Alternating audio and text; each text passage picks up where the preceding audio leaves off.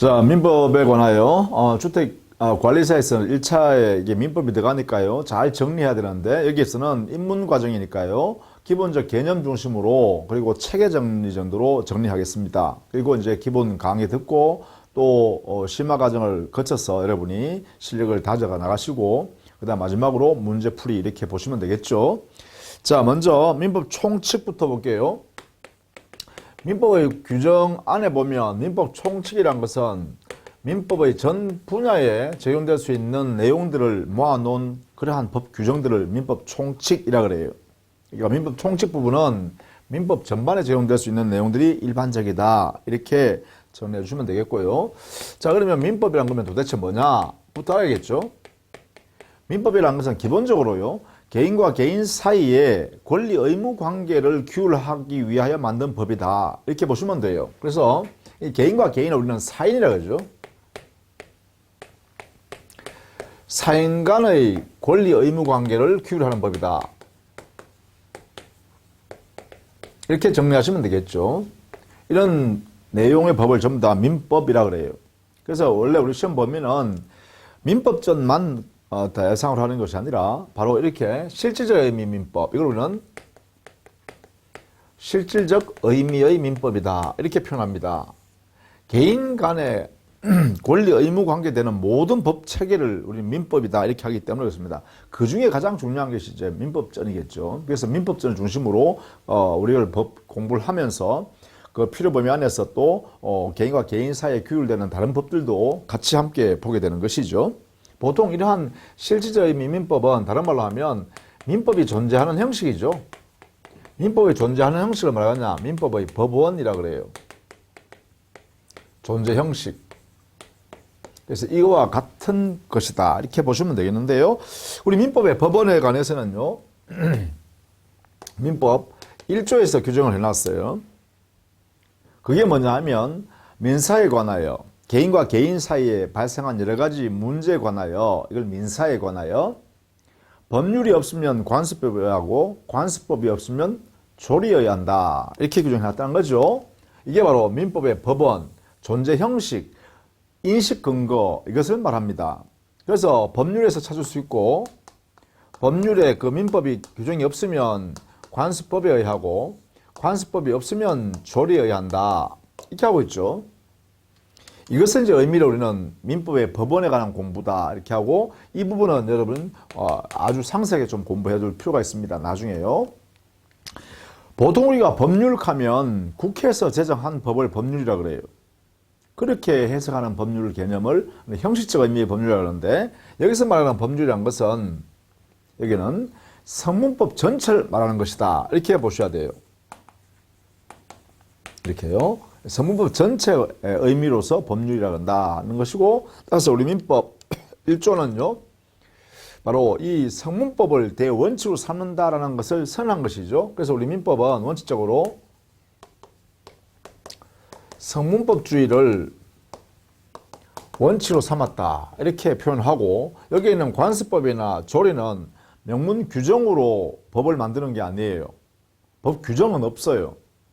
그래서 판례나 이런 걸 통해서 우리가 이런 관습법이 있구나 를 알 수 있게 되는데 이러한 것은 문장으로 되어 있지 않기 때문에 불문법이라고 그래요. 그래서 불문법은 성문법이 없을 때 보충적으로 적용하니까 보충적 효력이 있다 이렇게 표현하죠. 자, 이런 내용들이 이제 민법의 법원에 관한 문제다라는 것이에요. 자, 이러한 민법은 그러면 어떤 원리에서 만드느냐? 민법에 기본 원리가 있다, 그죠? 원리는 뭐냐면 물권에 관한 것은 그 물권이 소유권이 가장 기본이니까 이 소유권을 절대적으로 보장해주자. 절대 보장.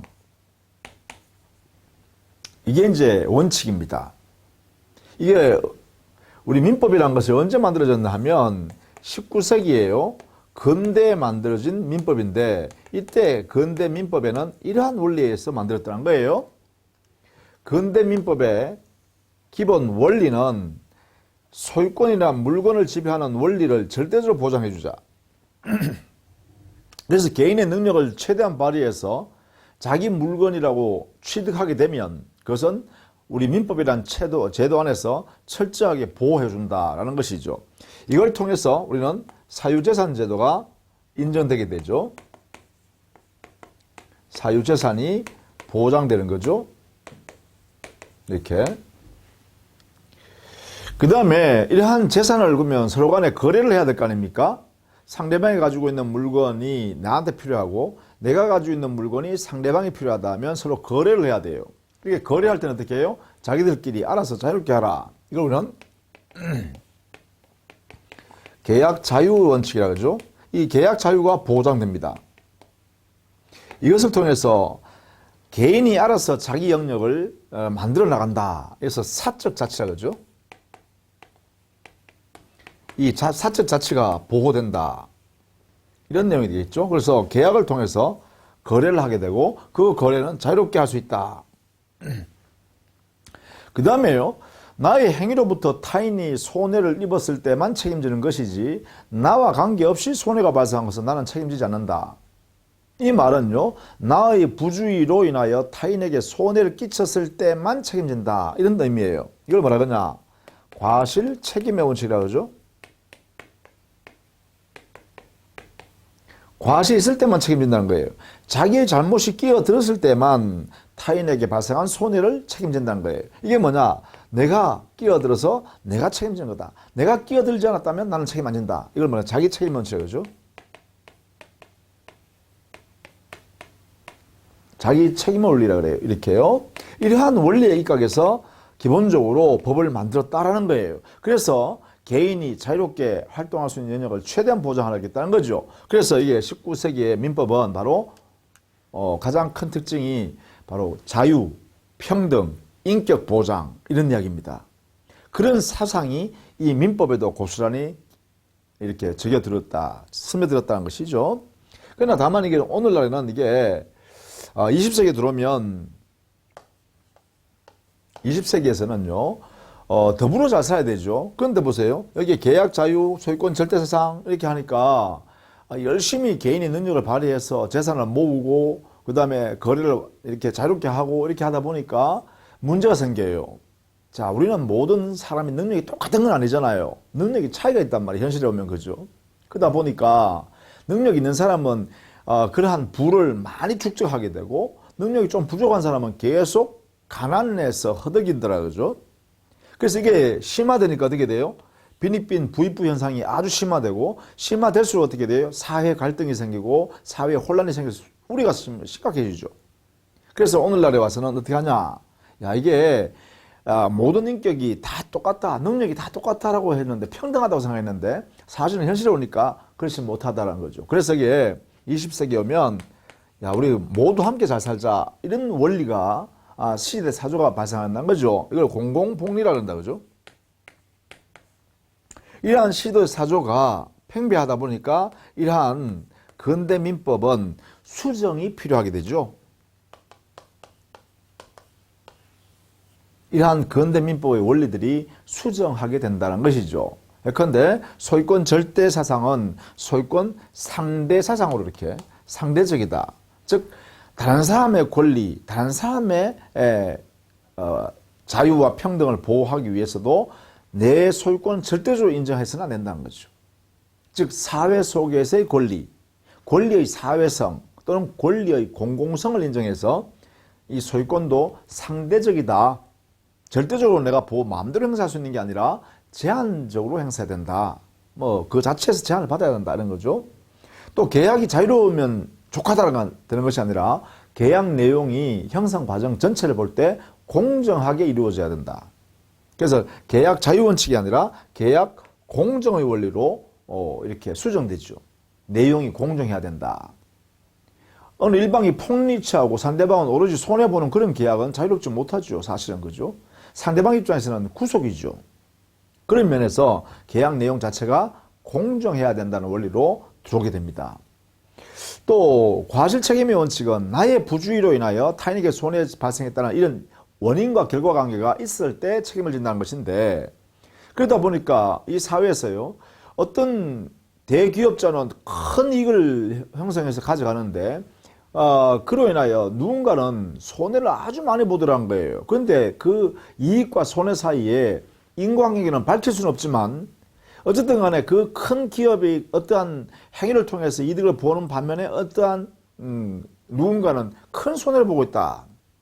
그렇다면 이 손실의 분담 차원에서 이익을 많이 보는 사람은 손해를 보고 있는 사람에게 그만큼 인과관계 여부를 따지지 않고 그 위험을 분담하는 게 옳겠다.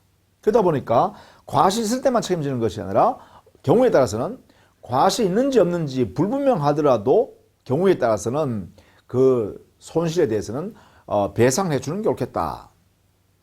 이게 바로 손해의 사회 분담 차원에서 이루어지는 내용으로서요, 무과실 책임이라는 원리가 수용되게 됩니다. 그래서 예컨대 제조자가 대기업에서 말입니다, 물건을 제조해서 판다, 소비자한테. 그죠? 그런데 그 물건을 사용하는 과정에서 사용하다 보니까 그 물건에 뭔가 흠이 있어서 그 물건이 폭발했다. 그래서 만약에 그 사용하던 고객이 손해를 봤다. 큰 손해요. 뭐 다친다든가, 뭐 화재가 난다든가, 뭐 이런 등등의 피해를 봤단 말이죠. 그런데 이 인과관계요, 왜 폭발했는지를 밝히기는 참 어렵다는 거예요. 또 제조자에게 잘못이 있다는 것을 판단해내기가 상당히 어렵다는 거죠. 이런 경우에는 그 대기업자는 그렇게 제조하여 많이 팔았기 때문에 이득을 많이 받단 말이에요. 그런데 소비자는 그로 인해 큰 피해를 받잖아요.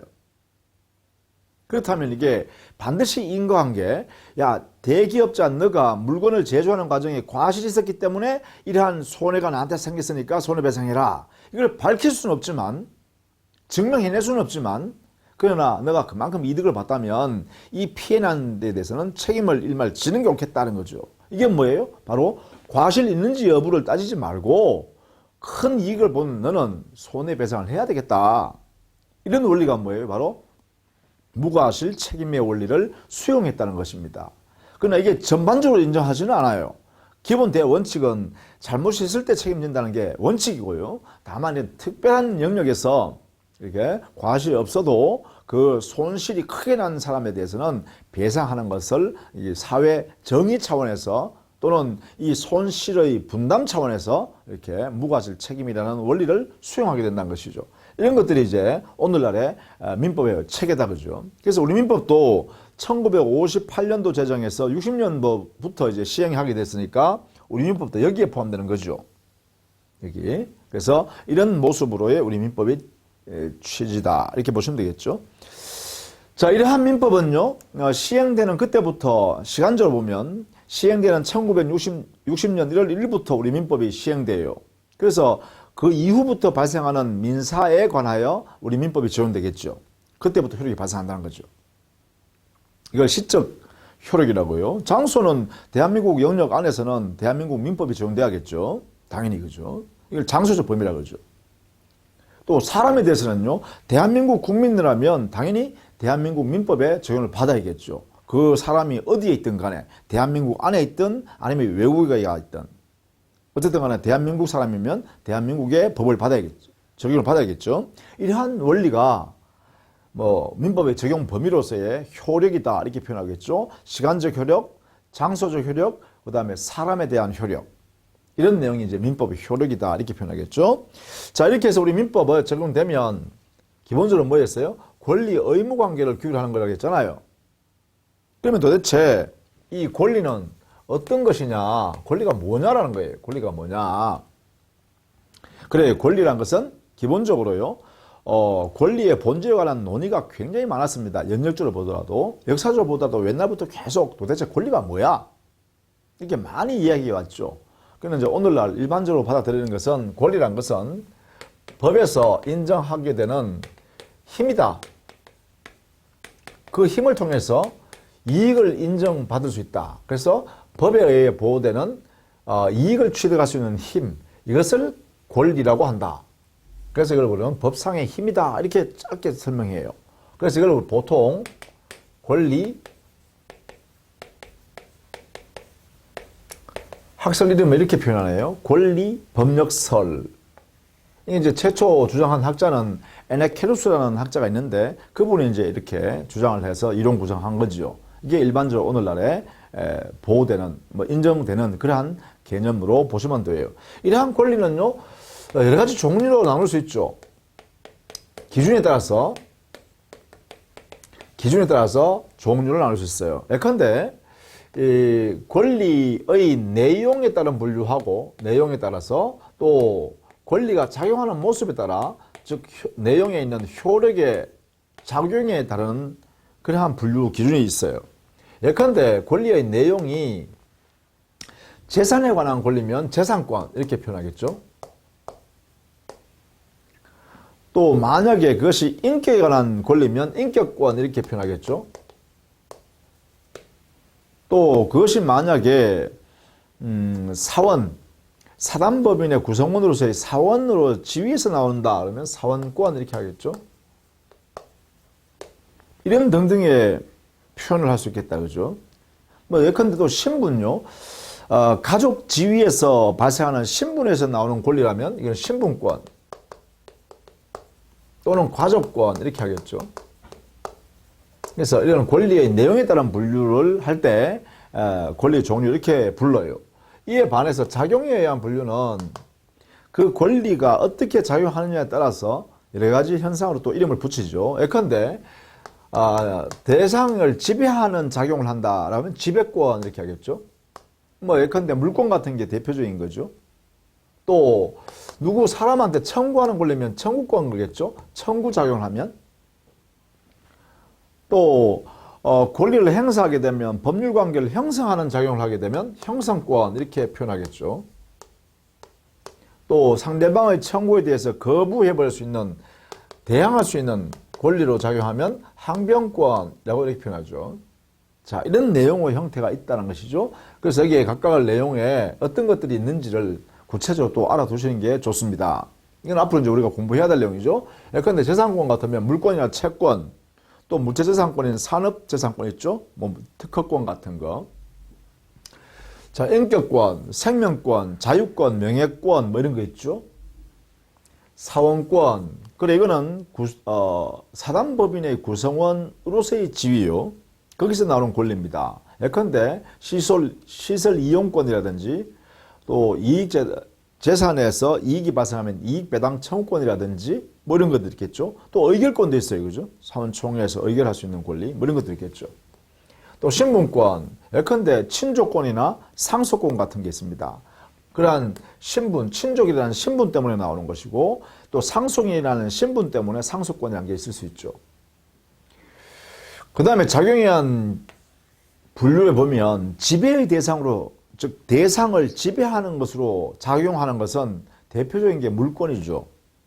물권이나 인격권 같은 경우는 여기에 지배권의 대상이 되겠죠. 지배권에 들어가겠죠. 물권. 그 다음에 청구권은요.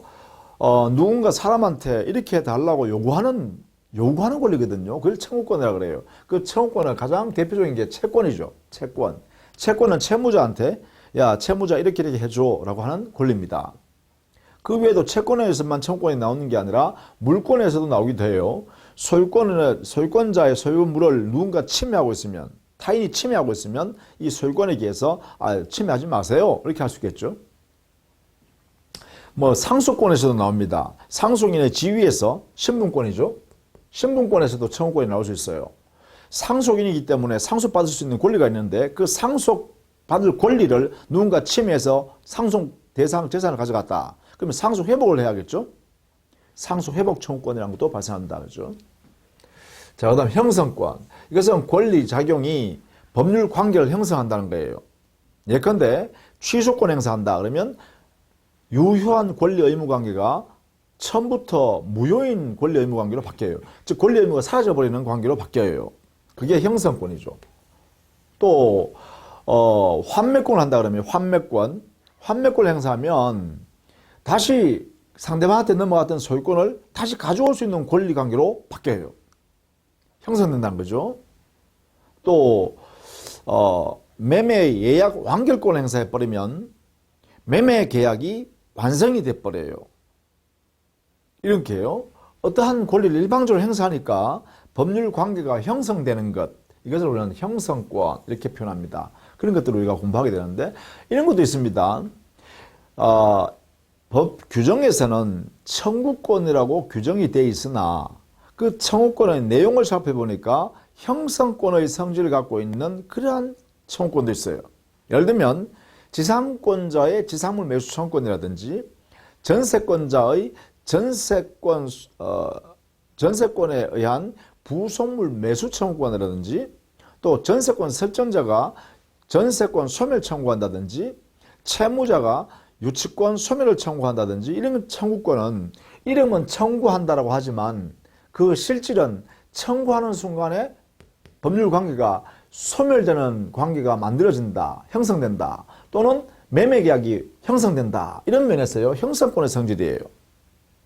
이름은 청구권으로 되어 있으나 그 실질은 청구권인 것도 형성권인 것도 있다 이 말이죠. 그런 것들. 또 항변권의 경우에는 상대방의 청구에 대해서 거절하는 권리인데요. 이 거절하는 것을 항변이라 그래요. 이 거절하는 모습이 거절해서 나중에 내 채무를 나중에 이행하겠다라고 연기시켜버리는 항변권도 있고 영원히 나는 내 채무를 이행하지 않겠습니다 라고 할 수 있는 항변권도 있어요. 그걸 영구적 항변권이라고 하는데 그런 것들이 있다 그죠. 이런 내용의 종류들을 우리는 공부를 하게 된다라는 것입니다. 자, 이러한 권리가요 만약에 서로 충돌하면 어떻게 할 거냐. 이것은요 갑의 권리와 을의 권리가 서로 다툰다. 자기 권리 실현을 위해서 다툰다라는 거예요. 이걸 권리의 충돌이라고 해요. 그러면 갑의 권리가 힘이 세냐 을의 권리가 힘이 세냐에 따라서 이 충돌을 해결해야겠죠. 이걸 우리는 뭐라 하냐면 권리의 순위를 정해서 충돌을 해결합니다. 해결하는 방법. 충돌을 해결할 때는 권리 사이에 순위를 정해서 한다 이거죠.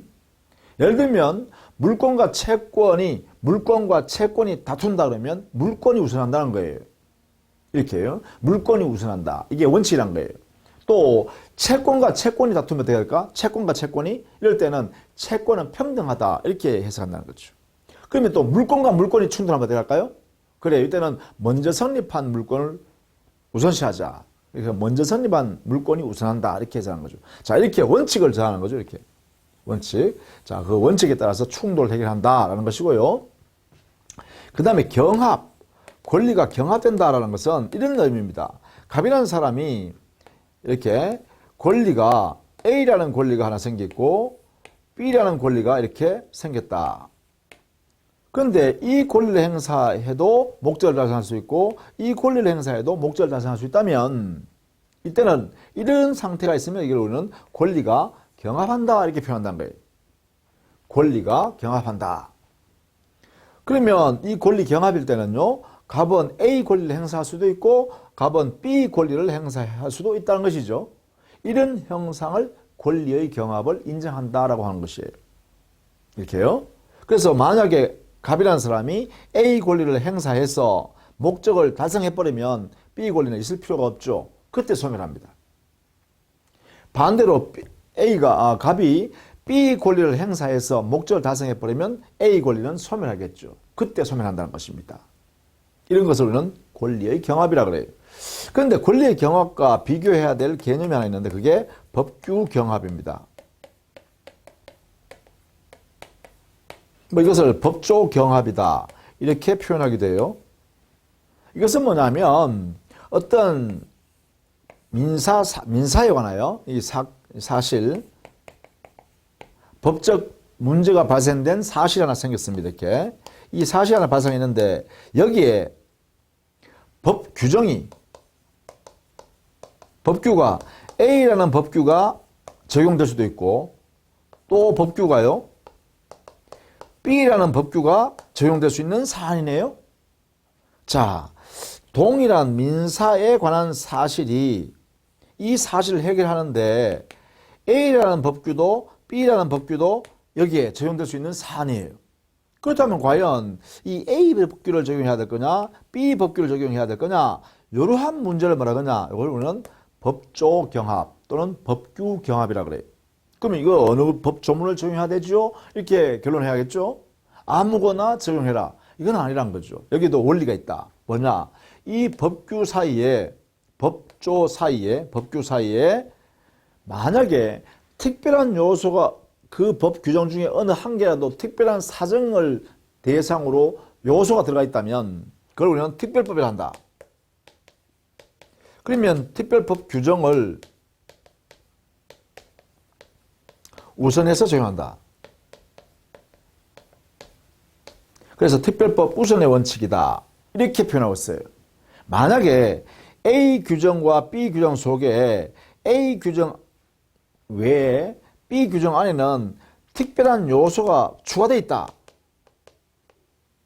요게 특별 요소가 더 들어가 있어서 이 사안을 적용함에 있어 가지고 이 특별 요소가 여기에 포함되어 있더라라고 하면 어떻게 하라고요? 그럴 때는 이 B 법 규정을 특별 규정이라 하고 이 특별 규정을 우선 적용하자 이렇게 해서 한다는 거예요. 이걸로는 법규 경합, 법조 경합 이렇게 표현한다는 것이죠. 자, 이렇게 해서 권리의 충돌이나 경합의 문제에 관해서 정리했습니다. 자, 이럴 때 만약에 권리를 그러면 결국은 목적을 실현하려고 그러면, 즉 권리 내용을 실현하려고 그러면 권리를 권리자가 행사해야 되죠. 누구한테? 의무자한테요. 그렇죠? 자, 그러면 권리자가 권리를 행사할 때 마음대로 행사하는 거냐? 그렇지 않습니다. 자, 권리 행사란 것은 권리의 목적을 달성하는 거죠. 목적 실현하는 거예요. 내용 실현하는 것이에요. 그래서 권리 행사할 때는요, 행사는 무제한으로 하는 것이 아니라 권리 자체 안에요. 최소한 지켜야 할 내용이 있는데 그게 뭐냐? 바로 상대방을 배려하면서 실현해야 한다는 원칙이다. 이게 있어요. 신의성실의 원칙이요. 이 신의성실의 원칙에 맞추어서 권리 행사해야 되고 의무도 이행해야 된다는 것이죠.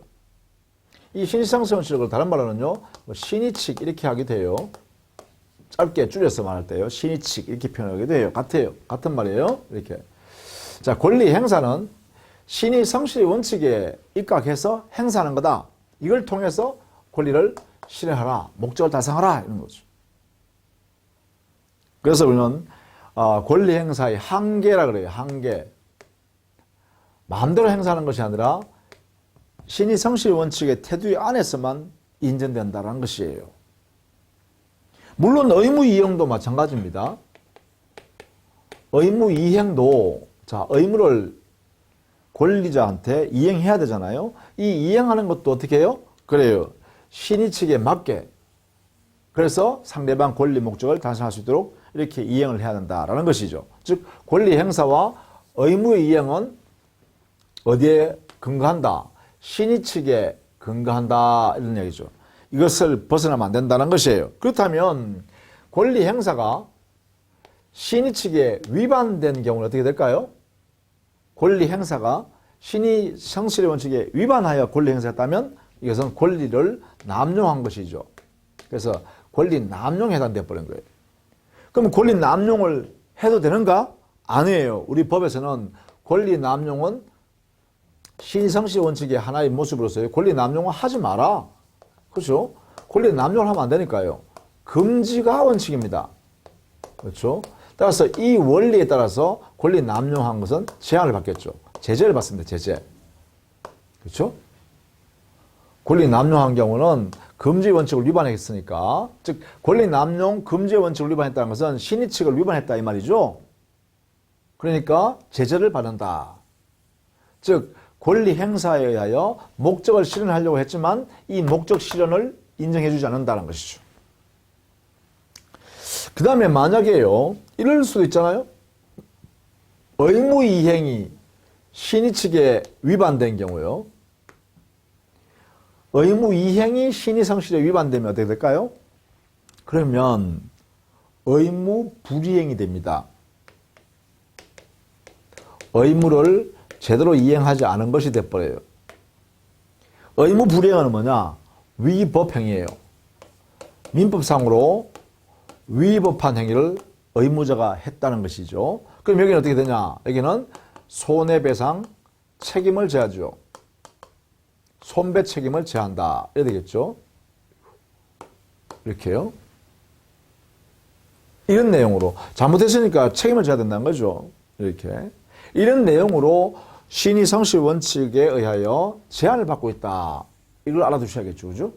신의 성실 원칙이 여러 가지 형태로 발생합니다. 예를 들면 신의 성실 원칙에 따르면 당사자 사이에 말입니다. 그 내용을 구체화시키죠. 권리 의무 관계를 구체화시키면서 또 경우에 따라서는 내용을 변경하기도 하고 또 경우에 따라서는 권리 의무 관계를 소멸시켜 버리기도 하고 이렇게도 하죠. 그죠? 그래서 또 권리 남용하는 것도 제한하죠. 권리 행사 자체를 신의 측에 위반되면 안 된다라고 해가지고 만약에 권리를 지나치게 행사하면 남용이다 이렇게 해서 제한하고 있죠. 이런 내용으로 권리 행사와 의무 이행은 신의 성실에 맞게 해야 한다라는 대원칙을 우리 민법이 선언하고 있어요. 그래서 나중에요 우리가 실 강의 본 강의에 들어가면 신의 성실 원칙 이 부분을 아주 상세하게 다루게 됩니다. 그 내용이 어떤 것이 있고 그 내용의 개별적 의미는 또 어떤 의미고 이런 것들을 우리가 보게 된다. 그죠? 자, 그 다음에 권리의 주체네요. 권리 주체인데요. 이 권리는 오로지 사람만이 갖습니다. 권리 주체는 곧 사람이죠. 사람만이 권리 주체가 될 수 있고 이때 권리 주체라는 사람이라는 것은 우리 민법에는 두 가지 형태의 사람을 인정해요. 하나는 여러분과 저처럼 자연인요. 생명을 가지고 있는 자연인. 그 다음 두 번째는요. 우리 민법이 인정하고 있는 법인. 이 두 사람이 민법상 권리 주체라는 사람이다. 이러겠죠. 그래서 이 사람은요. 우리 민법이 인정하는 능력을 갖춰야 됩니다. 능력을 갖추어야 거래 행위를 할 수 있다는 거죠. 그래서 권리를 가질 수 있죠. 능력을 갖춰야 한다. 그래서 이 권리에 관한 사람이 권리를 가질 수 있는 능력을 뭐냐? 이 능력이란요. 권리 능력. 권리를 가질 수 있는 자격을 일단 가져야 된다는 거죠. 능력. 그 다음 두 번째는요. 그 사람은 능력을 의사를 판단할 수 있어야죠. 의사를 결정할 수 있어야 되죠. 사리를 변별할 수 있어야 되죠. 그래서 이것을 우리는 의사 결정 능력, 줄여서 의사 능력이라고 합니다. 이것은 권리를 가질 수 있는 능력입니다. 이것은요, 사리 변별할 수 있는 능력입니다.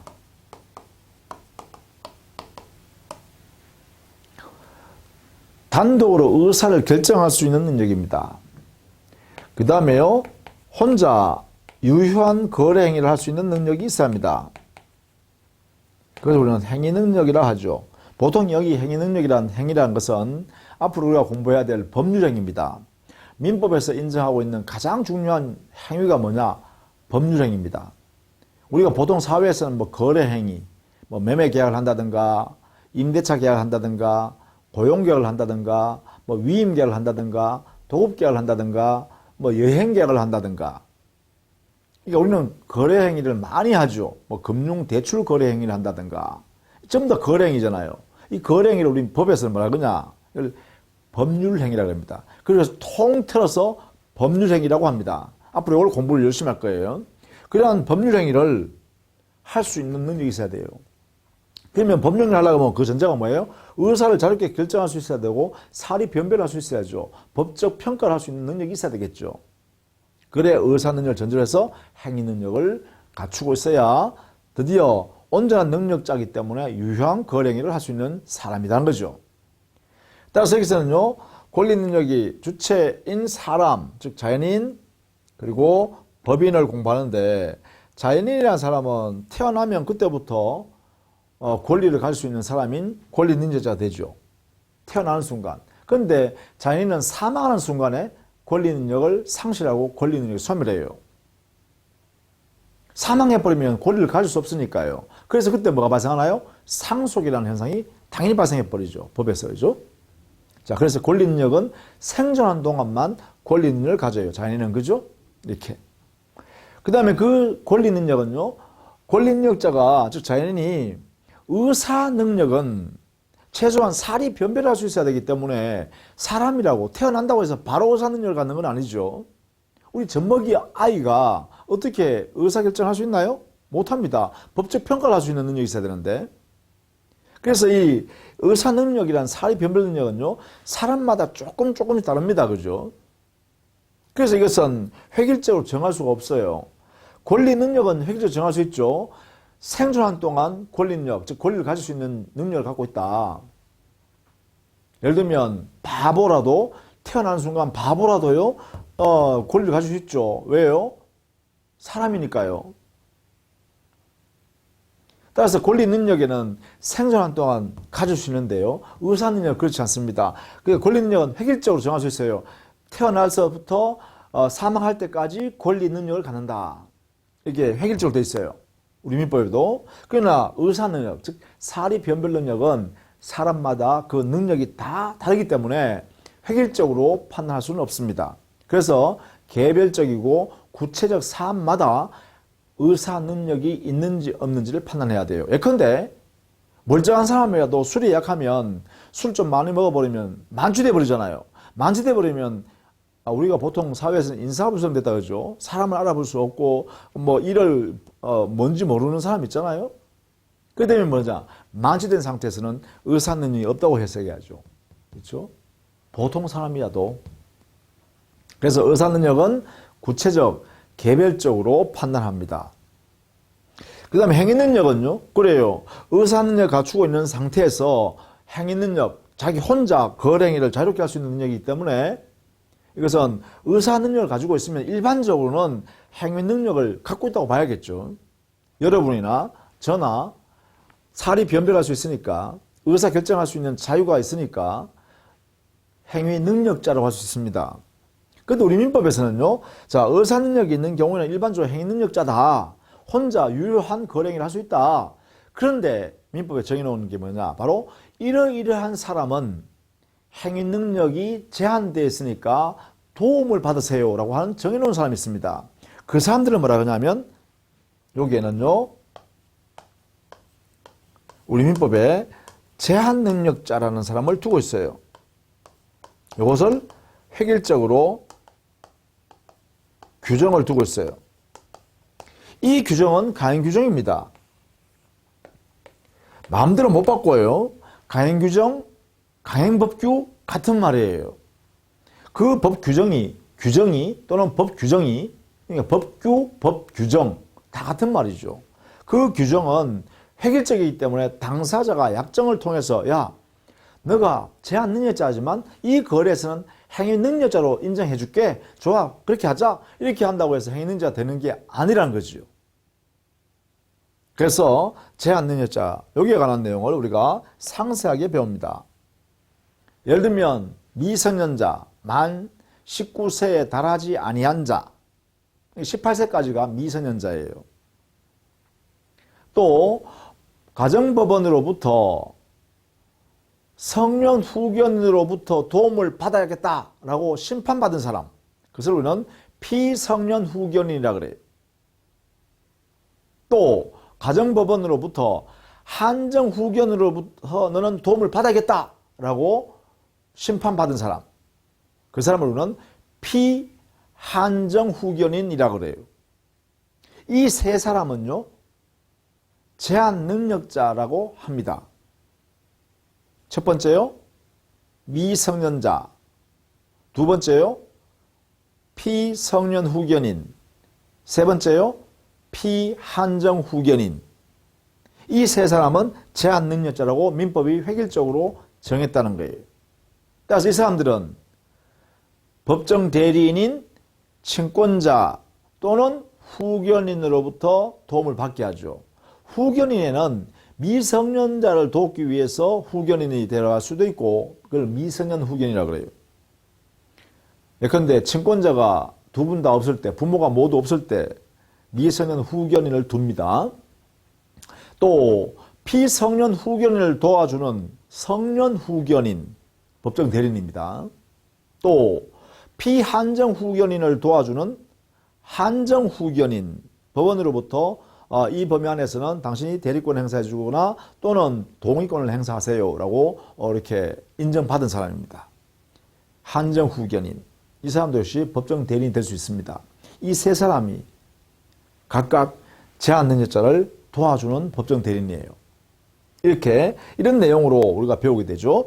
이 법인에 관해서는요, 법인에 대해서는요, 우리 교재에서 보면 14페이지에 있죠. 법인에는 우리 민법상으로는 사단법인과 재단법인을 이렇게 설립하는 과정, 그리고 그들의 기관들의 활동, 그리고 이 법인의 목적을 달성했다든가 또는 더 이상 활동할 수 없는 사정이 되어버리면 해산, 청산하는 과정, 이런 것들을 우리 민법에 정의해 두었어요. 그래서 사단법인, 재단법인에 관한 이 원리를 공부하게 된다, 이렇게 보시면 되겠죠. 자, 이렇게 해서요, 권리 주체까지 쭉 정리했습니다. 자, 다음 시간에는요, 권리 객체를 한번 살펴보도록 하겠습니다. 자, 수고 많으셨습니다.